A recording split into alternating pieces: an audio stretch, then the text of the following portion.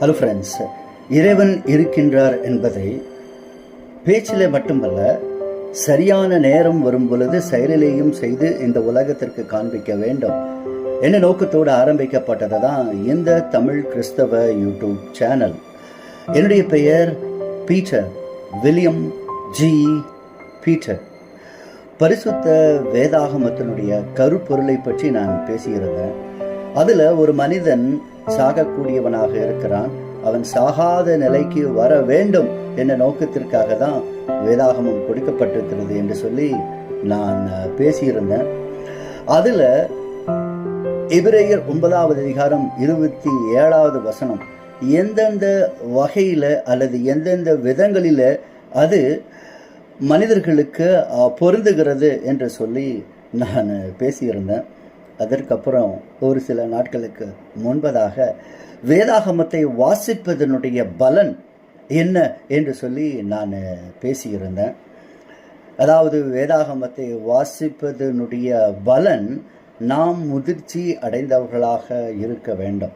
அது ரொம்ப எளிமையாக சொல்ல போனால், இயேசு கிறிஸ்துவானவரை போல நாம் மாறி இருக்க வேண்டும். அதுதான் முதிர்ச்சி அடைதல் என்பது.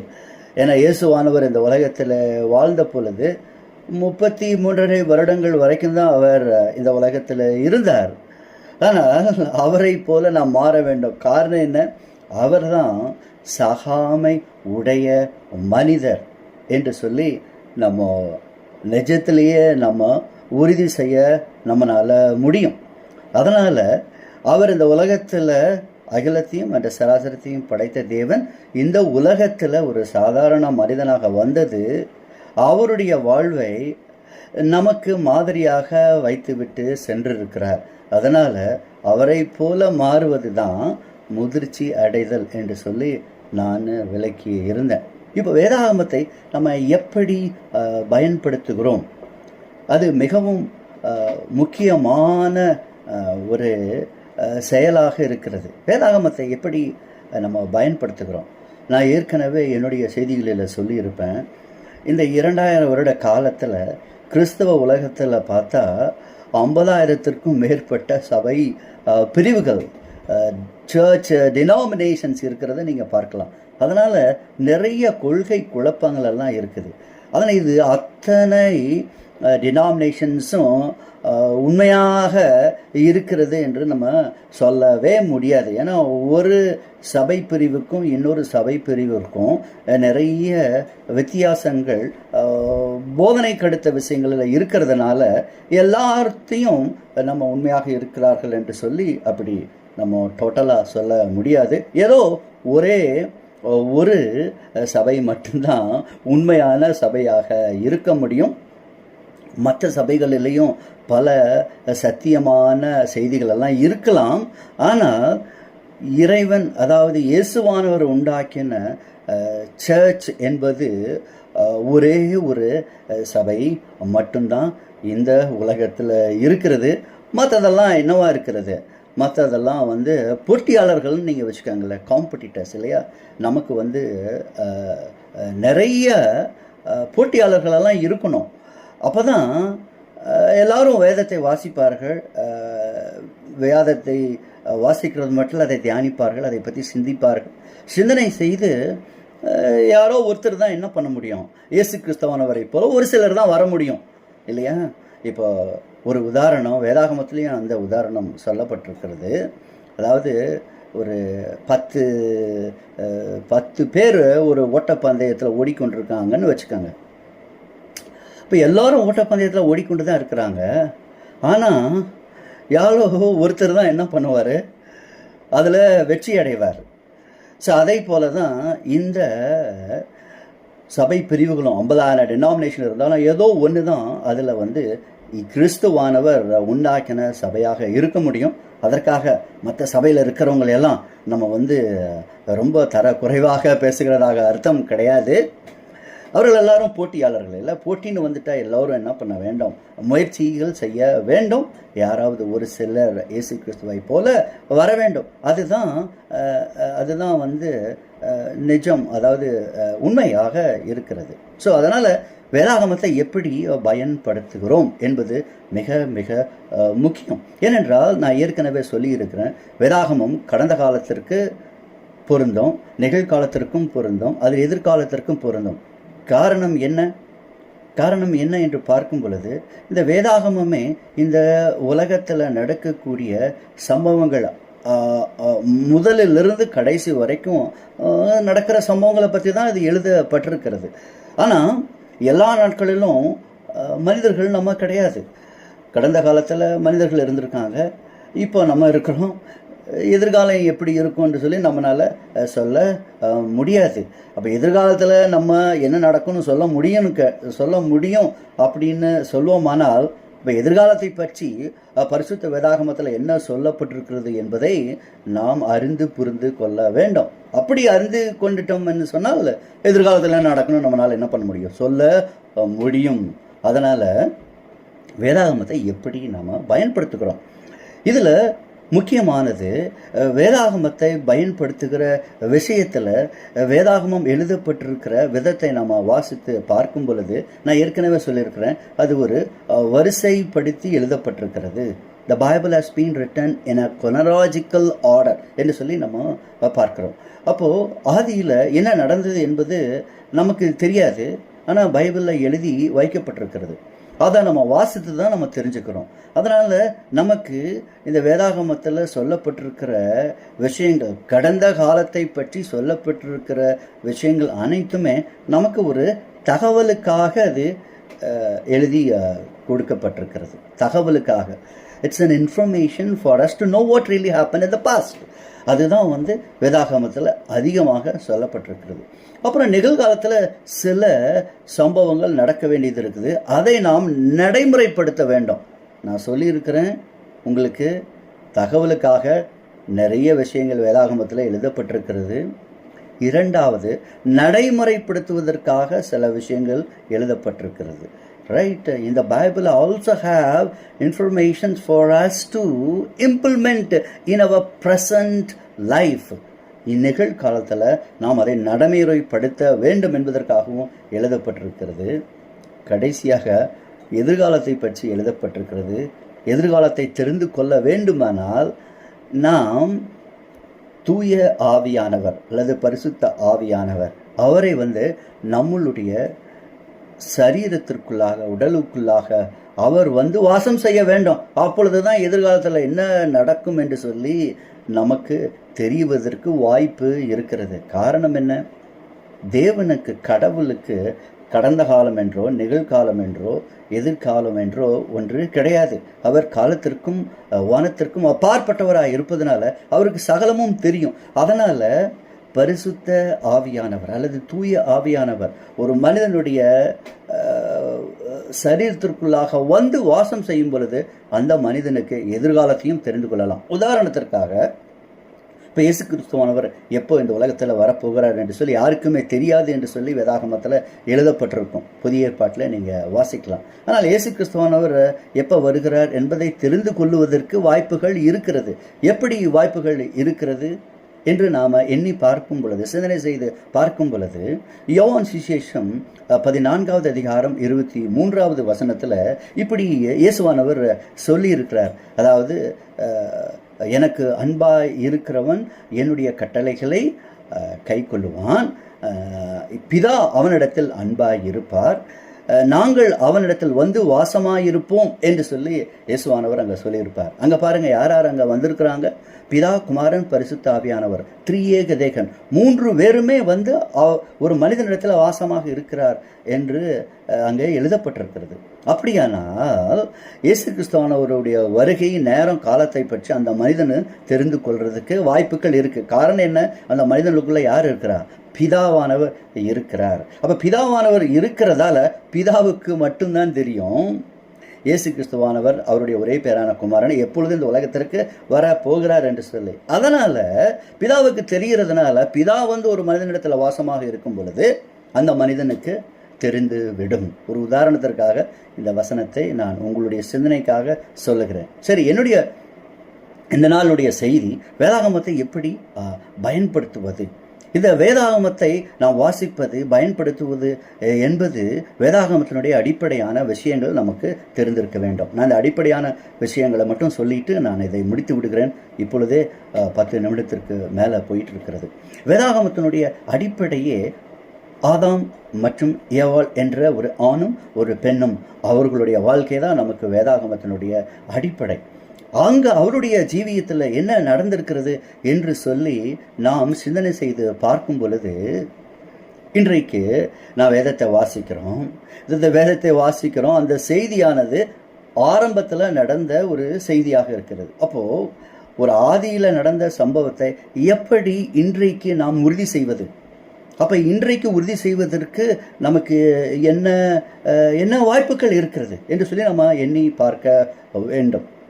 ஸோ பரிசுத்த வேதாகமத்தினுடைய அடிப்படையான சத்தியம் ஆதாமும் ஏவாளும். அவர்கள் இருவரையும் தேவன் ஒரு சாகாமை உடையவர்களாக அவர் படைத்திருந்தார் என்று சொல்லி நான் ஏற்கனவே சொல்லியிருக்கிறேன். அதுதான் வேதாகமத்தினுடைய அடிப்படை. ஆனால் அவர்கள் தவறு செய்து விட்டார்கள்.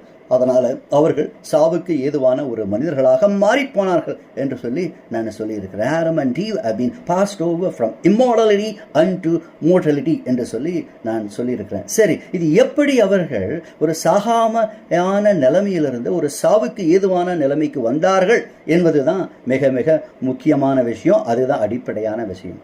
உதாரணத்திற்கு, தேவன் அவருடைய சுவாசத்தை, அவருடைய தூய ஆவியானவரை மனிதனிடத்தில் வாசம் செய்யும்படியாக அவனுடைய நாசியிலே அவர் ஊதினார். அப்பொழுதுதான் மனிதன் ஒரு ஜீவனுள்ள ஒரு ஆத்மாவாக ஒரு மனிதனாக மாறினான்.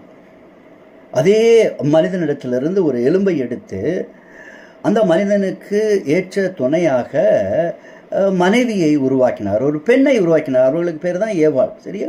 அப்போ இவர்கள் இருவரிடத்திலுமே கடவுளுடைய ஆவி வாசமாக இருந்தது. அவர் இவர்களுடைய நாசியில தேவனுடைய சுவாசம் ஓடிக்கொண்டிருந்தது. அதனால தான் அவர்கள் சகாமை உடையவர்களாக படைக்கப்பட்டார்கள் என்று நான் சொல்லுவது. மேலை நாடுகளில் இதில் அதை பற்றி பெரிய தர்க்கங்களெல்லாம் போய்கொண்டிருக்கிறது. ஆனால் என்னால் உறுதியாக சொல்ல முடியும் என்னவென்று, அதாவது ஆதாமும் ஏவாளும் சாகக்கூடாத ஒரு மனிதர்களாக தேவன் படைத்திருந்தார் என்று சொல்லி சொல்லவும் முடியும், உறுதிப்படுத்தவும் முடியும். சரி, இப்போ இவர்கள் என்ன செய்து விட்டார்கள் என்று நம்ம பார்க்கும் பொழுது, அவர்கள் கடவுளுடைய ஒரு கட்டளையை மீறி விட்டார்கள். இந்த கடவுளுடைய கட்டளையை மீறி அந்த ஒரு விலக்கப்பட்ட கனியை அவர்கள் புசித்து விட்டார்கள். அதனால் என்ன நடந்தது என்று சொல்லி நம்ம பார்க்கும் பொழுது, தேவனுடைய ஆவி அவர்களிடத்தில் இருந்தது. அந்த ஆவி வெளியே சென்று விட்டது. அதுதான் மரணம். மரணம் என்று சொன்னாலே நம்மளுடைய சரீரத்திற்குள்ளாக இருக்கக்கூடிய இந்த கண்ணுக்கு தெரியாத ஆவி அல்லது ஆத்மா அல்லது மனசு அல்லது கான்சியஸ்னஸ், இல்லைன்னா இந்த பிரெத்து, இந்த நம்மளுடைய நாசியில் ஓடிக்கொண்டிருக்கிற இந்த பிரெத்து நம்மளுடைய சரீரத்தோடு வெளியில் போகிறது தான் மரணம். சரி, இதுதான் ஆதாமுக்கும் ஏவாளுக்கும் அன்றைய நாளிலே ஏற்பட்டது. அதற்கு காரணம் என்ன? அவர்கள் மரித்து போனதற்கு காரணம் என்ன? அது மரித்து போனதுக்கு காரணம் என்ன என்று பார்த்தால், இந்த கனியை அவர்கள் புசித்து விட்டார்கள். இந்த கனியை புசித்ததுனால வந்த விளைவு என்ன? இந்த கனியை யார் சொல்லி இவர்கள் மரத்திலிருந்து பறித்து அவர்கள் புசித்தார்கள்? முதலாவது ஏவாள் அந்த பழத்தை சாப்பிட்டார்கள். அதற்கு அப்புறமாக அவர்கள் போய் ஆதாமுக்கு கொடுத்தார்கள். ஆபிரகாமும் அதை பற்றி விசாரிக்காமல் அவரும் சாப்பிட்டு விட்டார். அப்போ 2 பேரும் சாப்பிட்ட உடனே என்ன ஆயிட்டு இருக்கிறது? தேவனுடைய ஆவி அவருடைய சுவாசத்திலிருந்து வெளியே, அவர்களுடைய நாசியிலிருந்து வெளியே போனது. அதற்கு பதிலாக என்ன ஆயிட்டு இருக்கு? எந்த ஆவி, அதுதான் இன்ஹெரிட்டட் ஸ்பிரிட், அதாவது விலக்கப்பட்ட மரத்திலிருந்து வந்த ஒரு ஆவி. அந்த விலக்கப்பட்ட மரத்திலிருந்து அந்த கனியை புசித்ததுனால வந்த ஆவி யார் சொல்லி அவர்கள் புசித்தார்கள்? இறைவனுடைய எதிரி. அப்போ இறைவனுடைய எதிரியுடைய ஆவியானது இந்த விலக்கப்பட்ட கனியினுடைய கனியில மூலமாக இப்போ ஆதாமுக்கும் ஏவாளுக்கும் வந்து விட்டது. அதனால தான் ஆதாமும் ஏவாளும் இந்த உலகத்தில் பாவிகளாக வாழ்ந்தார்கள். ஆதாம் 930 வருடங்கள் அவர் இந்த உலகத்தில் இருந்துவிட்டு பிற்பாடு அவர் மரித்து போனார். சரியா? இப்போ பாருங்க, அங்கே என்ன நடந்திருக்கிறது? தேவனுடைய ஆவி, தூய ஆவியானவர் அவர்களுடைய நாசியிலிருந்து வெளியே சென்று விட்டார். அதற்கு பதிலாக இந்த விளக்கப்பட்ட கனியை புசித்ததுனால ஒரு ஆவி அவர்களுக்குள்ளாக வந்தது. சரி, இந்த விளக்கப்பட்ட கனியை புசித்ததுனால வந்த ஆவிக்கு 2 விதமான பண்புகள் இருக்கிறது. ஒன்று நன்மை, இன்னொன்று தீமை. ஸோ நன்மை தீமை இரண்டுமே கலந்த ஒரு ஆவிதான் மனிதர்களுக்குள்ளாக இருக்கிறது என்பதை நாம் புரிந்து கொள்ள வேண்டும். இதுதான் அடிப்படையான ஒரு சத்தியம். இதை நீங்கள் தெரிந்து வைத்திருந்தால்தான் வேதாகமத்தை சரியான முறையில் நீங்கள் வாசிக்க முடியும், வேதாகமத்தை சரியான நிலைமையிலே பயன்படுத்த முடியும். அப்படி இந்த விஷயங்கள் தெரியாததுனால என்னவெல்லாம் வருதுன்னு நீங்கள் இன்றைக்கு கிறிஸ்தவ உலகத்தில் இல்லை யூத மார்க்கத்தில் அல்லது இஸ்லாமிய மார்க்கத்தில் இருக்கிற அல்லது இந்துக்கள் மார்க்கத்தில் இருக்கிற போதனையிலலாம் நீங்கள் கேட்டீங்கன்னா உங்களுக்கு தெரியும், கொள்கை குழப்பங்கள் அதிகமாக இருக்கிறது. அதனால் வேதாகமத்தை நாம் சரியாக பயன்படுத்துவதில்லை. இப்போ சரியாக பயன்படுத்தாததுனால கொள்கை குழப்பங்கள் இன்றைக்கு அதிகமாக இந்த உலகத்திலே நிரம்பி இருக்கிறது. இதுதான் பரிசுத்த வேதாகமத்தினுடைய அடிப்படையான ஒரு சத்தியம். அதனால தான் வேதாகமத்தில் சொல்லப்பட்டிருக்கிறது, உங்களுடைய சுய புத்தியின் மேல் நீங்கள் சாயக்கூடாது என்று சொல்லி வேதாகமத்திலே ஒரு அறிவுரை கொடுக்கப்பட்டிருக்கிறது. To not lean on your own understanding என்று சொல்லி எழுதப்பட்டிருக்கிறது. எதற்காக? உங்களுடைய சொந்த புத்தி அல்லது அறிவுக்கு நீங்கள் சார்ந்து இருக்கக்கூடாதுன்னு ஏன் வேதாகமத்தில் சொல்லியிருக்கிறதுக்கு காரணம் என்னென்னா, ஒரு மனிதனுடைய சரீரத்திற்குள்ளே என்ன இருக்கிறது? இந்த நன்மை தீமை இரண்டுமே கலந்த ஒரு ஆவி, அல்லது நன்மை தீமை இரண்டுமே கலந்த ஒரு ஆத்மா, அல்லது நன்மை தீமை இரண்டுமே கலந்த ஒரு மனசு, அல்லது நன்மை தீமை இரண்டுமே கலந்த ஒரு கான்சியஸ்னஸ், ஒரு நனவு, அல்லது நன்மை தீமை இரண்டுமே கலந்த ஒரு மூச்சு, ஒரு சுவாசம் நம்மளுடைய நாசியில் ஓடிக்கொண்டிருக்கிறது. அதனால தான் மனிதர்களிடத்தில் பாருங்கள், கொஞ்சம் நன்மையும் இருக்கும் தீமையும் இருக்கும். ஒருவேளை இந்த நன்மை தீமையினுடைய அளவு வேறு மாதிரி இருக்குமே தவிர, மனிதர்களுக்கு வேறுபட்டிருக்குமே தவிர, எல்லா மனிதர்களுமே பாவிகள் தான். அதனால தான் வேதாகமத்தில் என்ன சொல்லியிருக்கு? பாவத்தினாலும் அக்கிரமத்தினாலும் மரித்து போயிருந்தவர்கள் அப்படின்னு சொல்லியிருக்கு. அப்போ நம்மெல்லாம் எங்கே இருக்கிறோம்? மரண தேசத்தில் இருக்கிறோம். இப்போ மரண தேசத்தில் இருக்கும்போது நம்ம மரண தேசத்தில் இருக்கிறோம் என்பதே தெரியாமல் நம்ம வேதத்தை எடுத்து வாசிக்கும்போது, வேதம் யாருடைய வார்த்தைகளாக இருக்கிறது? இறைவனுடைய வார்த்தைகளாக இருக்கிறது. வேதத்தில் இறைவனுடைய வார்த்தைகளும் இருக்கும், இறைவனுடைய எதிரி பிசாசுடைய வார்த்தையும் அதில் இருக்குது, மனிதர்களுடைய வார்த்தைகள் இருக்கும், ஈவன் சொல்லப்போனால் மிருகங்களுடைய வார்த்தைகள் கூட வேதாகமத்தில் எல்லாம் எழுதப்பட்டிருக்கும் இல்லையா? மிருகம் பேசினதாக நம்ம வேதாகமத்தில் வாசிக்கிறோம். அதனால் இதை பயன்படுத்துகிற விஷயத்தில் நாம் மிகவும் எச்சரிக்கையோடு இருக்க வேண்டும். அப்போது நமக்கு நம்மளுடைய சரீரத்திற்குள்ளாக இருப்பதே ஒரு கெட்ட ஆவி. அதனால் அது நம்மளை ஏமாற்றி கொண்டிருக்கிறது. அப்போ இந்த விஷயம் நமக்கு தெரிஞ்சதுன்னு சொன்னால் நம்ம என்ன சொல்லுவோம்? நம்மளுடைய சொந்த விருப்பத்திற்கு நிறைவேற்ற நம்ம முயற்சி செய்ய மாட்டோம். அதை கொஞ்சம் நிறுத்தி கொஞ்சம் நிதானமாக இதை பற்றி செய்யலாமா வேண்டாமா, அல்லது அநேக இடத்துல அறிவுரையெல்லாம் கேட்டு நம்ம செயல்படுவோம். அதனால தான் வேதத்தில் அப்படி சொல்லப்பட்டிருக்கிறது, உங்களுடைய சொந்த புத்தியின் மேல் நீங்கள் சாயக்கூடாது என்று சொல்லி நீதிமொழிகள் 3வது அதிகாரத்தில் சொல்லப்பட்டிருக்கிறது. நல்ல வேளையாக சண்டே ஸ்கூல்ஸ், நான்லாம் சிறு வயதில் படிக்கும்போதே இந்த மாதிரியான வசங்களெல்லாம் எங்களுக்கு சொல்லி கொடுத்ததுனால இதையெல்லாம் நான் இம்ப்ளிமெண்ட்டு பண்ணி இருக்கிறேன் என்னுடைய ஜீவியத்தில். அதனால தான் நான் இதை உங்களுக்கு சொல்லுகிறேன். ஸோ புதிய ஏற்பாட்டில் நீங்கள் வந்தீங்கனாலும் அதே தான் இயேசுவானவர் சொல்லியிருப்பார், கொஞ்சம் மாற்றி சொல்லியிருப்பார். அவர் என்ன சொல்லியிருப்பார்? முதலாவது உன்னுடைய கண்ணில் இருக்கக்கூடிய துரும்பை நீ என்ன பண்ண, எடுத்து போடு அப்படின்னு சொல்லியிருப்பார். அப்போது ஒரு கண்ணுக்குள்ளே துரும்ப வச்சுக்கிட்டு நம்ம என்ன பண்ண முடியாது? நல்லதையெல்லாம் பேச முடியாது, வேதாகமத்தை எல்லாம் போதிக்க முடியாது. அப்போது இந்த கண்ணுக்குள்ளே இருக்கிற துரும்புன்னு தேவன் சொல்லியிருப்பது எதை காட்டுகிறது என்று சொன்னால், ஒரு மனிதனுடைய சரீரத்திற்குள்ளாக இருக்கக்கூடிய இந்த நன்மை தீமை இரண்டுமே கலந்த ஒரு ஆவியை இயேசுவானவர் அப்படி சொல்லியிருக்கிறார். உன்னுடைய கண்ணில் இருக்கக்கூடிய துரும்ப முதல்ல நீ எடுத்து போடு அப்படின்னு சொல்லியிருக்கிறார். அதனுடைய பொருள் என்ன? நம்முடைய சரீரத்திற்குள்ளேயே இருக்கின்ற இந்த பாவ பழக்க வழக்கங்கள்லாம் ஏன் வருது? பிகாஸ் இந்த நன்மை தீமை இரண்டுமே கலந்த ஆவி இருப்பதனால். அது யாருடைய ஆவி? இறைவனுடைய எதிராளியினுடைய ஆவி இருக்கு. அந்த ஆவி இருக்குதுன்னு தெரிஞ்சதுனா தான் அதை நீங்கள் எடுப்பதற்கு, அதை நம்முடைய சரீரத்திலிருந்து வெளியே எடுப்பதற்கு நீங்கள் முயற்சிகள் செய்ய முடியும். இப்போ கண்ணுக்குள்ள தூசி வந்துருச்சுன்னு சொன்னால் நீங்கள் என்ன பண்ணுவீங்க? அதை எப்படியாவது எடுக்கிறதுக்கு முயற்சி பண்ணுறீங்க இல்லையா? அதே போல் நம்முடைய சரீரத்திற்குள்ளாக வாசமாக இருக்கக்கூடிய இந்த நன்மை தீமை இரண்டும் கலந்து இருக்கக்கூடிய இந்த ஆவியை எடுத்து போடுவதற்கு முயற்சி செய்ய வேண்டும். ஒருவேளை அது நீங்கள் முயற்சி செய்தாலே போதும், இந்த செய்தி உங்களுக்கு தெரிஞ்சாவே நீங்கள் எச்சரிக்கையாக இருக்கலாம். சரியா? அதனால் வேதாகமத்தினுடைய அடிப்படையான விஷயமே, ஒரு மனிதனுக்குள்ளாக நன்மை தீமை இரண்டுமே கலந்த ஒரு ஆவி இருக்கிறது. அதனால தான் மனிதன் குருடன் என்று சொல்லப்பட்டிருக்கிறது. மனிதன் பாவத்தினால அக்கிரமத்தினால மரித்து போயிருக்கிறான் என்று சொல்லப்பட்டிருக்கிறது. அதனால தான் மனிதன் ஒரு சிறையில் அடைக்கப்பட்டிருக்கிறான் என்று சொல்லப்பட்டிருக்கிறது. இது எல்லாம் வேதாகமத்தில் ரொம்ப தெளிவாக வாசிக்கும் பொழுது அதெல்லாம் தெரியும். ஆனால் அடிப்படையான விஷயம் இதை நாம் தெரிந்து கொள்ள வேண்டும். ஸோ நம்மளுடைய கருப்பொருளுக்கு இப்போ நம்ம வருவோம். நம்மளுடைய கருப்பொருள் என்ன? நம்மளுடைய வாழ்க்கை என்பது சாவுக்கு ஏதுவான ஒரு வாழ்க்கையாக இருக்கிறது.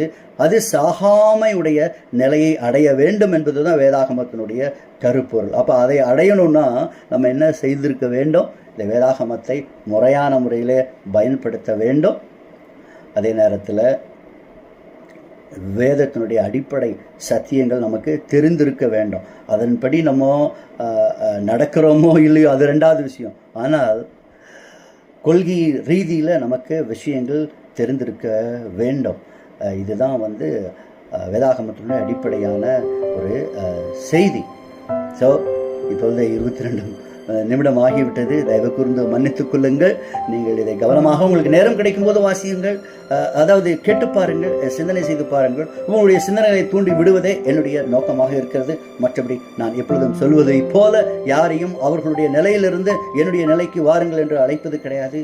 கிறிஸ்தவ மார்க்கத்திற்கு யாரும் எல்லோரும் வாருங்கள் என்று சொல்லி அழைக்கிறதெல்லாம் கிடையாது. உங்களுடைய சிந்தனைகளை நாம் தூண்டிவிட வேண்டும். அப்பொழுது நேரத்தை நாம் என்ன பண்ணலாம்? நேரம் பொன்னானதாக இருக்கிறது. அதை பயனுள்ள வழியில் செலவழிக்க முடியும். அதுதான் என்னுடைய நோக்கம். மற்றபடி எதுவுமே இல்லை. இவ்வளவு நேரம் நீங்கள் கேட்டதற்காக நன்றி. வணக்கம், நமஸ்காரம்.